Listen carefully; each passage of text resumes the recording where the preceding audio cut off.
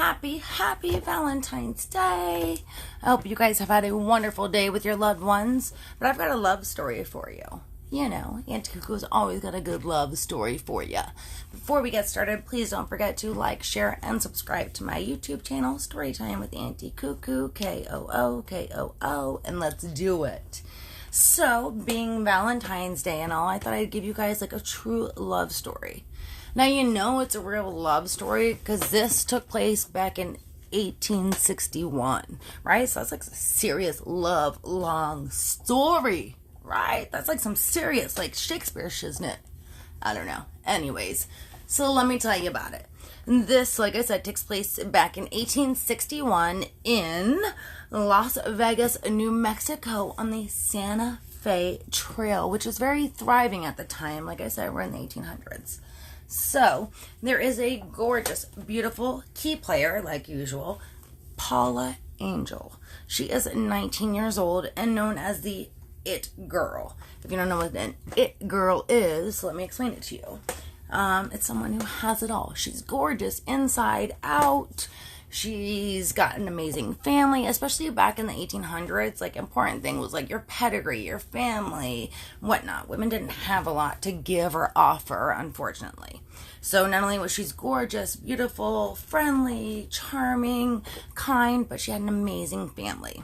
So she had a ton of suitors after her, of course, but none of them ever seemed to be good enough, or Paula wasn't interested in them.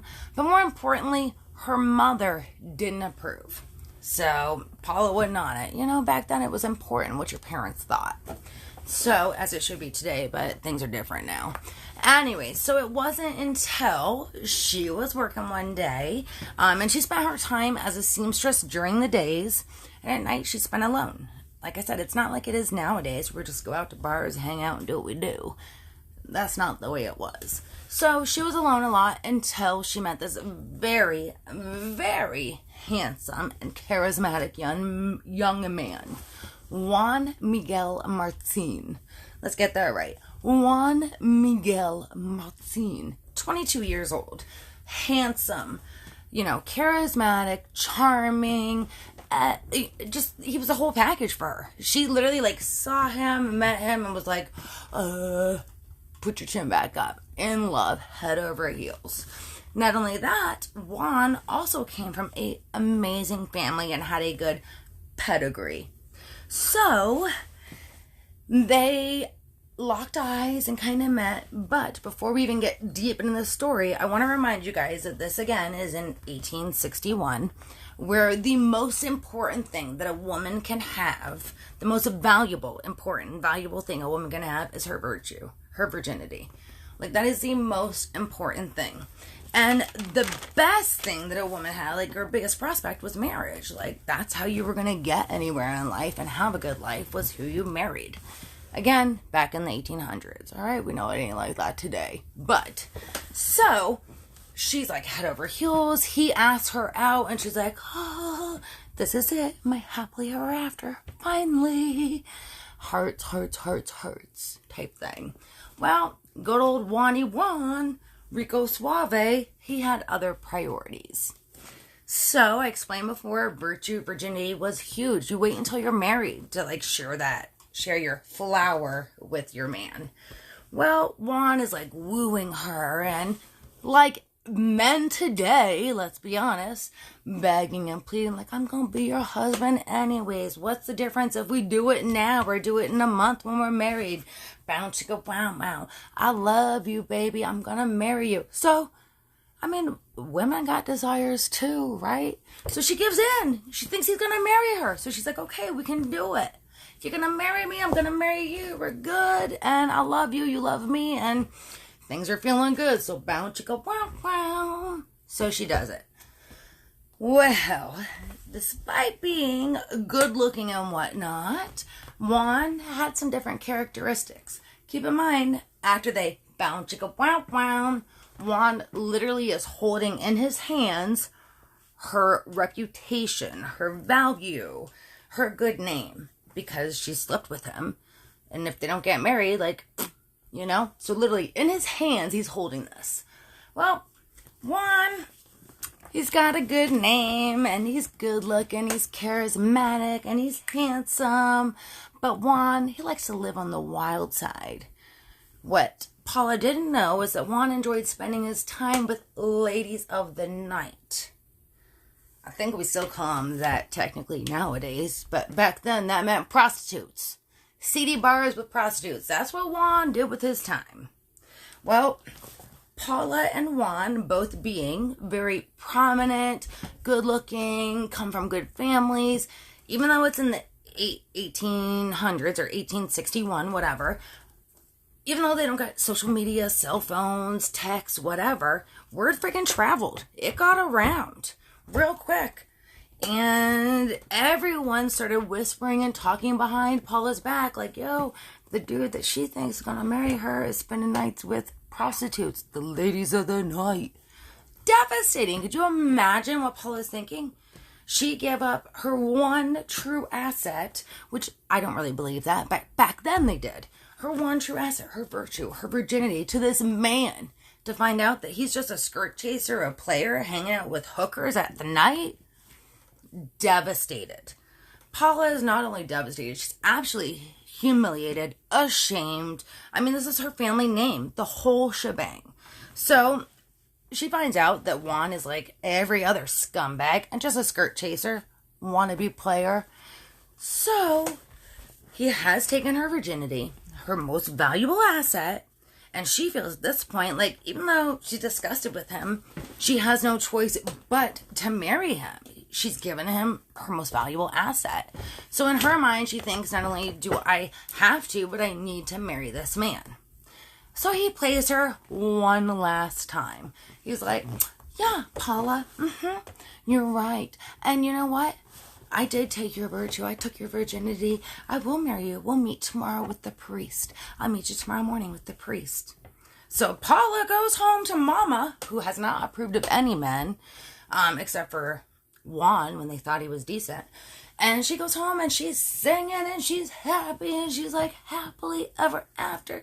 Oh, Mama, he's going to come meet me in the morning. We're going to see the priest. It's going to happen, Mama. I didn't ruin my good name. Well, guess who doesn't show up? Can you guess? Oh, no, Mama was there. Oh, you guys thought Paula stood him up? No. Juan never showed up.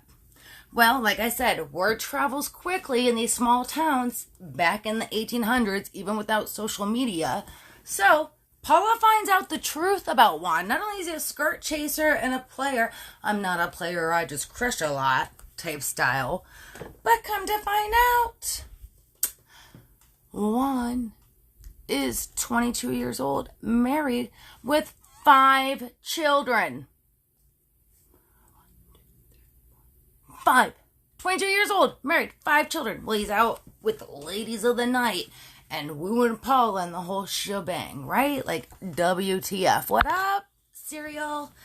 Hey, Shannon. Anyways, real quick. So, don't get me distracted, yo-yo.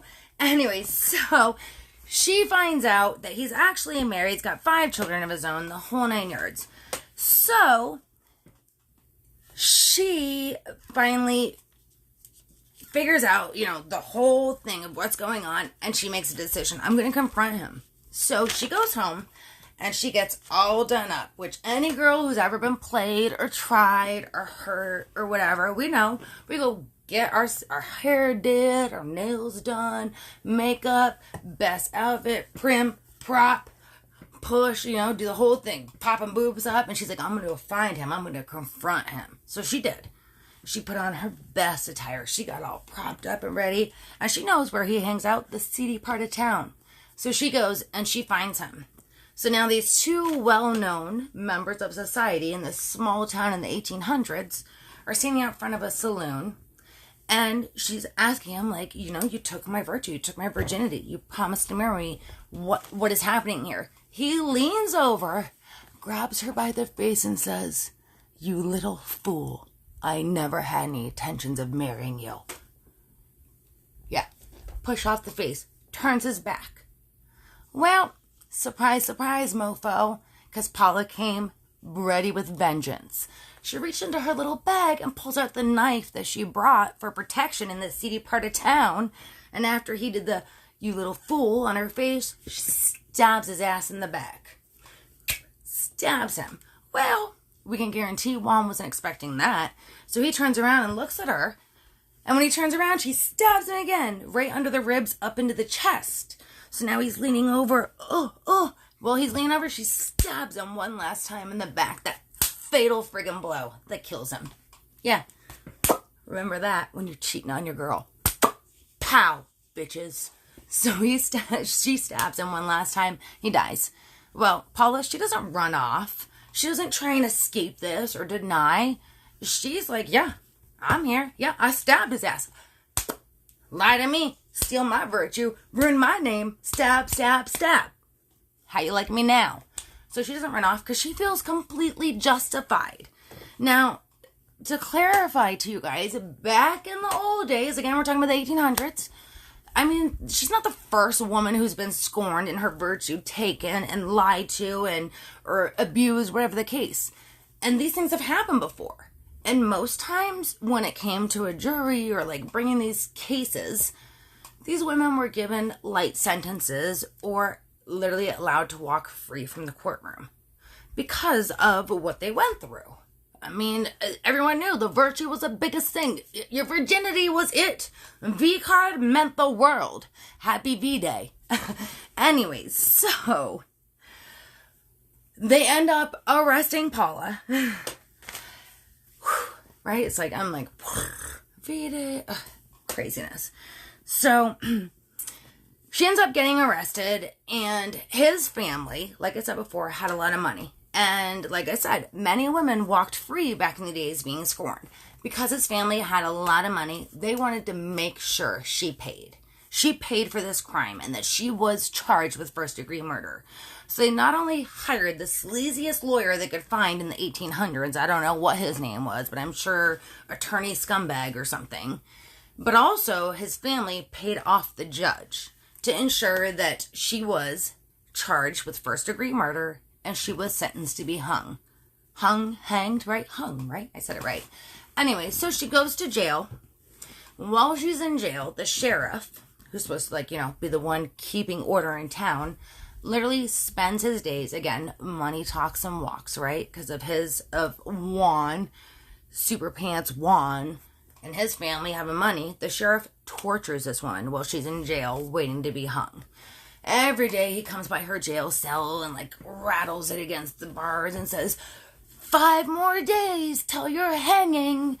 Torturing this woman, tormenting her the whole time. Finally, the day of her hanging, they bring her out. And let me tell you guys, back in these days, when there was a hanging or an execution, it was like a town affair. You got your family together, you grabbed your kids, you packed a picnic basket for the day and made a whole day of it. It was a town family affair. So when it comes to Paula's hanging, obviously everyone's there in the town. They bring her out to be hung in front of everybody. As she walks out, literally the entire crowd is like, gasping. This woman, 19 years old when this happened, is so pale, so frail, so gaunt. She looks like a walking skeleton. It's obvious that she has not been taken care of at all. But literally the crowd was like, when she walked out. So the sheriff's like, whatever, suck it up, buttercups, as Cuckoo would say, and let's do this hanging. Let's do this hanging. So he straps everything up, gets the noose ready, and breaking protocol for the second time, because I believe you're not supposed to torture inmates. That was his first protocol he broke. But second protocol, when he hangs her up by the noose, typically your hands get tied so that you're not fighting with it and you can hang quickly. Well, he broke protocol by not restraining her wrists or anything, so he hung her up. As she's hanging, she's flailing around, frail as can be, like a walking skeletor, and trying to save herself. This goes on for minutes. Again, the crowd is gasping and screaming and fighting back, let her down, let her down. So they do. They cut her down. She survived. Let me tell you, another unwritten Old West law is that if you are sentenced to hanging and you survive the hanging, it's considered like an act of God, a miracle, and you are to be let free and run free. So they cut her down, but Paula was so frail and so gaunt and unable to even function, she couldn't run. So the sheriff broke protocol for a third time and went ahead and strung her up again to hang her. This time he did restrain her hands behind her back, and he sat there and he hung her.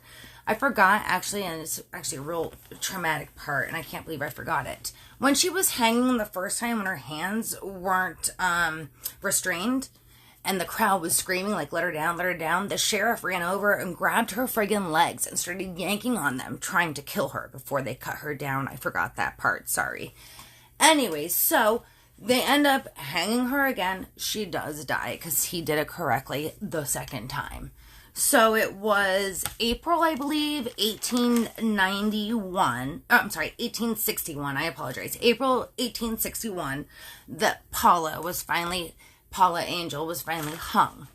Now, I want to tell you guys, like I was saying before, back in this time, a lot of these crimes were known as like a crime of passion, as they are these days. But back then, things like this, when they happened, a lot of women were able to go free, were able to be spared or have less sentence. But it just like makes you think, even back in 1861, money talks and money apparently walks, because they made sure she was tortured, hung multiple times to get her killing done.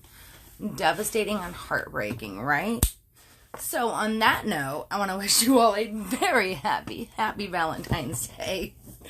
I have one last thing to say. So rumor has it that the tree, it's a cottonwood tree that Paula Angel was hung from. Rumor has it to this day still that cottonwood tree, when the leaves change, as they do in seasons, most leaves turn like a gold color. But the tree that Paula was hung from, whenever the leaves change, they never turn gold. They always turn blood red. Kind of creepy, right? Anyways, thank you guys again so much for checking in with me. I appreciate you. I hope you all had a very, very happy Valentine's Day. Do good things, be kind to each other, make good choices, give hugs, not drugs, make love, not war. Do the things that you do. Anyways, thank you so much, you guys. I hope everyone's had a wonderful weekend. Again, I'm still rooting on the Tampa Bay in the house. I'm still proud. A week later, I'm still rooting it. Anyways, thank you guys again. Don't forget to like, share, and subscribe to my YouTube channel, Storytime with Auntie Cuckoo, Kookoo. Check you on the flip side, Skillet. Happy V-Day.